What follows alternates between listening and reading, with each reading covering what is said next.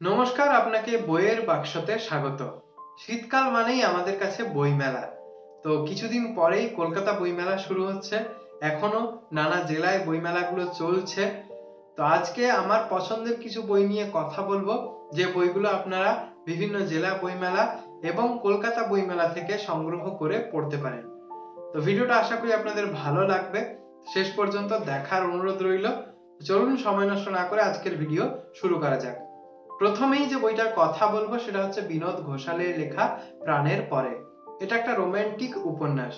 বিনোদ ঘোষালের রোমান্টিক উপন্যাসগুলো একদমই অন্য ধরনের হয়।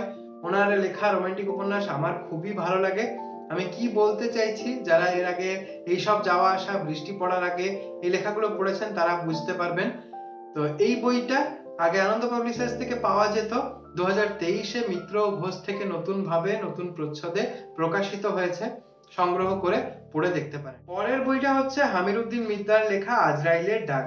আমির উদ্দিন মির্জার প্রথম ছোট গল্পের সংকলন এটি। সৃষ্টি সুখ থেকে প্রকাশিত হয়। ওনার ছোট গল্প আমার খুবই পছন্দের। ওনার লেখার যে বিশেষত্বটা সবচেয়ে ভালো লাগে সেটা হচ্ছে ওনার বেশিরভাগ লেখাতেই গ্রাম্য প্রকৃতির উপস্থিতি থাকে এবং গ্রাম্য জীবনের ছবি ধরা পড়ে। তো এই ব্যাপারটা আমার খুবই ভালো লাগে। আমি যেহেতু গ্রাম্য জীবন নিয়ে লেখা পড়তে ভালোবাসি, সেই কারণে। তো আপনারাও যারা এই ধরনের লেখা পড়তে ভালোবাসেন তারা এই বইটা সংগ্রহ করে পড়তে পারেন। পরের বইটা হচ্ছে সৈকত মুখোপাধ্যায়ের লেখা আমন মরশুম। এটিও একটি ছোট গল্পের সংকলন, প্রেমের ছোট গল্পের সংকলন। তো যারা রোমান্টিক গল্প পড়তে ভালোবাসেন তারা এই বইটা পড়ে দেখতে পারেন। সৈকত মুখোপাধ্যায়ের লেখার মধ্যে বরাবরই আমি একটা নতুনত্বের স্বাদ পাই, সেই কারণে ওনার লেখা আমার খুব ভালো লাগে। প্রায় 1-2 বছর আগে মনে হয় এই বইটা আমি পড়েছিলাম এবং এতটাই ভালো লেগেছিল যে আজও আমি এই বইটাকে নিয়েই কথা বলছি। এই বইটা ক্যাফে টেবিল থেকে প্রকাশিত হয়। পরের বইটা হচ্ছে দুর্লভ সূত্রধরের লেখা আহাম্মকের খুদকুড়ো। এটিও একটি স্মৃতিচারণমূলক গদ্যের বই। তো যারা স্মৃতিচারণমূলক লেখা পড়তে পছন্দ করেন তারা এই বইটা পড়ে দেখতে পারেন।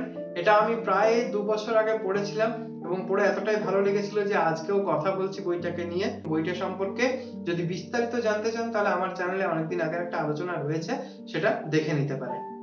শেষ যে বইটাকে নিয়ে কথা বলবো সেটা হচ্ছে সায়ন্তন ঠাকুরের লেখা অলীক পান্থর বনবাংলো। এটা ধানসিঁড়ি থেকে প্রকাশিত হয়। যারা বন জঙ্গল অরণ্য নিয়ে লেখা পড়তে ভালোবাসেন তারা এই বইটা পড়ে দেখতে পারেন। সায়ন্তন ঠাকুরের লেখা আমার খুবই পছন্দের। এই গেল আমার তরফ থেকে কলকাতা বইমেলা থেকে সংগ্রহ করতে পারেন এমন কিছু বইয়ের সাজেশন। তো আশা করি ভিডিওটা আপনাদের ভালো লেগেছে। আপনি যদি এই ধরনের আরো সাজেশন ভিডিও দেখতে চান তাহলে নিচে কমেন্ট করে জানাবেন। আমি বানাবার চেষ্টা করব এই ধরনের ভিডিও। ভিডিওটা ভালো লাগলে লাইক করবেন, কমেন্ট করে আপনার মতামত জানাতে পারেন এবং নতুন হয়ে থাকলে চ্যানেলটি অবশ্যই সাবস্ক্রাইব করে রাখুন, কারণ এখানে আমি নানান ধরনের বই নিয়ে কথা বলে থাকি। তো দেখা হচ্ছে পরের কোনো ভিডিওতে। ততক্ষণ ভালো থাকুন, সুস্থ থাকুন। ধন্যবাদ।